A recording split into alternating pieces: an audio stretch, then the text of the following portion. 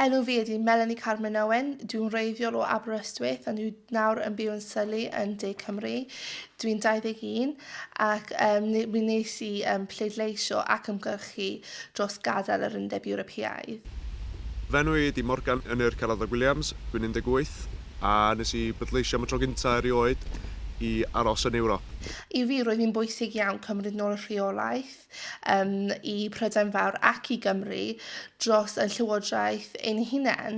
Y rheswm nes i bleidleisio i aros yn Ewrop oedd oherwydd fi'n credu fod ni i gyd yn gryfach efo'n gilydd. Fatha'r motto tîm Pêl-droed Cymru, ddweud gwir, together stronger. Fi yw Elisa Morris, dwi'n dod o Gaerdydd a dwi'n 19 oed. Nes i bleidleisio i aros yn yr Undeb Ewropeaidd, yn bennaf oherwydd yr arian sy'n dod i Gymru yn gyntaf, ond hefyd yn credu'n gryf bod angen rhyw fath o cydweithio mwyn delio gyda'r heriau yn un gwynebu heddi yn ein byd ni, felly unrhyw beth o cynhesu byd eang o llffordd i bethau fel tlodi. Mae'r Undeb Ewropeaidd wedi rhoi gyn gymaint i ni, fatha'r Human Rights Act 1998, mae wedi rhoi lot o gyfleon i bobl i drafeilio, i fyw, a i weithio dramor, a bobl i ddod i fama hefyd. Ar hyn o bryd, dyn ni'n brwydro yn erbyn tyrfysgaeth. Mae gennym ni y rhyfel yn erbyn tyrfysgaeth. Ac felly mae'n bwysig iawn ei bod nhw'n rheoli pwy sy'n dod mewn a faint ohonyn nhw. A yn enwedig y pwy sy'n dod mewn, achos os dyn ni'n gyda'r symudiad rhif yma o bobl, does gen ni ddim rheolaeth dros y pwy sy'n dod mewn a gallen nhw bod unrhyw un. Felly, ddiogelwch ni, mae'n bwysig iawn. O'n i'n credu bod angen i ni adl a gallu cael cyfleoedd i bobl symud o gwmpas hefyd mwyn gallu cael gwaith mewn llefydd ar draws Ewrop i gyd. Mae'n ffordd o hefyd ceisio hybu busnes hefyd, as fi'n gwybod bod gallu delio â phobl o gwmpas Ewrop i gyd yn beth defnyddiol iawn i ni ac yn gallu cefnogi busnesau yng Nghymru'n enwedig. Mae rhai bobl yn coelio fod bobl yn dod yma fel economic migrant mwyn just cael benefits a pethau felly. Ond dim dyfod yma, mae'n gweithio, maen nhw wedi rhoi gymaint o bres yn yr wlad a maen nhw wedi helpu adeiladu a di amddiffyn y wlad yma hefo ni. Maen nhw wedi colli gwaed dros y gwlad yma hefo ni a dwi'n teimlo fod o'n anheg iawn fod ni wedi dechrau troi'n cefnan ni arno nhw rwan. Iddo fi yn personol, mae fy mami o Jamaica, a felly tymor oedd hwnna'n un o'r wledydd Commonwealth. A ar amser pan wnaethon ni ymuno ar Undeb Ewropeaidd, oedd rhaid i Prydain Fawr yn wir rhoi ei gefn ar y Commonwealth. A oedd hwnna ddim yn deg o gwbl, achos nawr wedi ni wedi weld gwledydd oedd yn meddwl lot o Prydain Fawr fel pennaeth y Commonwealth. Maen nhw wedi cwmpo mewn i tlota, a felly nawr fydd gennym ni siawns i ymuno eto gyda'r gwledydd yna.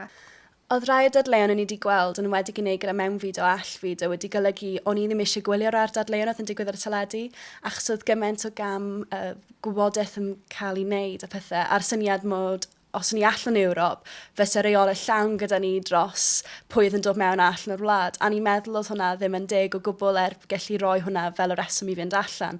A dath at bwynt lle oedd y dadl wedi dod lawr at syniadau mewnfyd o allfyd o a syniadau unigolion yn lle ceisio cyfleu beth oedd wir manteision fod allan o'r Undeb Ewropeaidd. I bobl sy'n dweud bod yr ymgyrchiadau yn hilio, fys ni'n dweud yn wirioneddol, dyn ni eisiau rhoi croeso i bobl o bob cornel y bydd, nid dim ond yr Undeb Ewropeaidd. Y peth arall nath bwrw fi hefyd oedd y ffaith oedd gymaint o ffeithi ar y ddoi ochr oedd felsa yn cael ei defnyddio oedd falle ddim yn wir. Oedd yn dweud ar ochr bws y grŵp gadael, we give £350 million to the EU every week. Let's give that to our NHS. Y diwrnod nath ni adael Ewrop am cyn yno 7 o gloch yn bora, oedd Nigel Farage ar y newyddion yn dweud, na, fydda'n sicrhau hynny. Dwi'n meddwl bod hwnna wedi bod yn gangymeriad mawr gan y grŵp gadael a ddolsyn nhw heb wneud o. Wel, mae chydig bach rhy hwyr wedyn yn dweud Nigel, i fod yn hollol onast. Mae llawer o bobl sydd wedi bod yn ymgyrchu i aros wedi dweud bod gadael Undeb Ewropeaidd mynd i bod yn rhywbeth ddrwg am ei iaith Gymraeg. Wel, dwi'n Cymraes ac yn amlwg dwi'n siarad Cymraeg, mae'n bwysig iawn iddo fi. A dyna un o'r rheswm nes i ymgyrch i adael, achos ar hyn o bryd mae gan yr Undeb Ewropeaidd 19 o ieithoedd swyddogol, a dydy Cymraeg ddim yn un ohonyn nhw. Felly, os mae aelodau ni yn yr undeb eisiau defnyddio'r iaith Gymraeg yn y siambr, neu eisiau defnyddio fe pan mae gen nhw bobl yn ddod mewn i siarad i'r llywodraeth, mae rhaid iddyn nhw dalu, a pwy sy'n talu y cynulliad.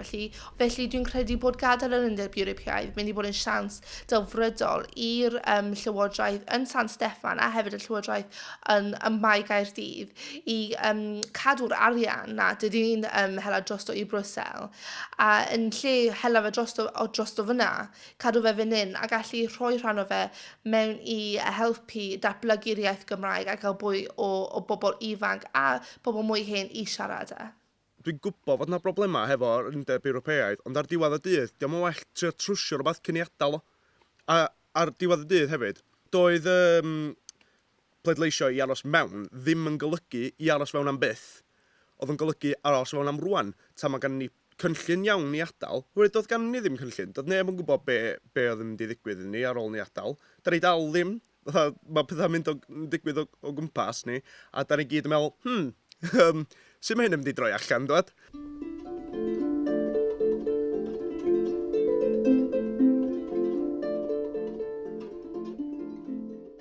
Sa'n hollol siŵr pam bleidleisiodd Cymru allan, achos rwy'n astudio yn Lloegr, yn Exeter, felly benderfynais i o'n i moyn bendant fod nôl yng Nghymru er mwyn pleidleisio, achos ni'n credu oherwydd yr arian oedd yn dod mewn i Gymru, fysa pobl wedi pleidleisio i aros, yn ymwedig i gefnogi'r iaith ac i ddelio gyda tlodi a pethau fel yna.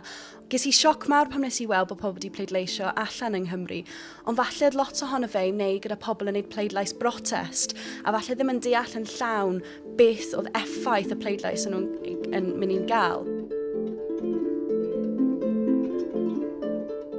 Rwy'n credu bod Cymru wedi pleidleisio i adael yr undeb Ewropeaidd achos ei fod nhw'n ystyried fod angen llywodraeth ni, rydyn ni wedi pleidleisio amdano, mae angen iddyn nhw cael y rheolaeth nôl dros Gymru.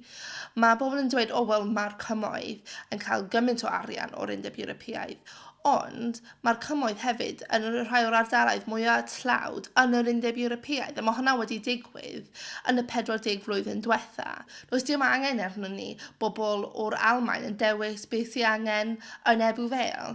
Sut ydyn nhw fod gwybod? Un peth na i fyth ddall ydy pam doedd bobl o dan yr oed 18 ddim yn cael pleidleisio. Oedden nhw'n cael yn y referendwm yr Alban, ond dim yn y referendwm yma. Dwi'n meddwl fod o'n bwysig iawn i ni glywed llais bobl iau am mai nhw sy'n mynd i fyw hefo y dewis yna pan maen nhw'n hyn, da chi'n os ar y ddadl ydy fod nhw ddim yn ddigon aeddfed, dydy'r ddadl yna ddim yn gallu gweithio'r ddwy ffordd. Fatha mae bobl hyn yn gallu fod yn uffernol o disconnected i beth sy'n digwydd, da chi'n so mae'r ddadl yn gallu gweithio'r ddau ffordd.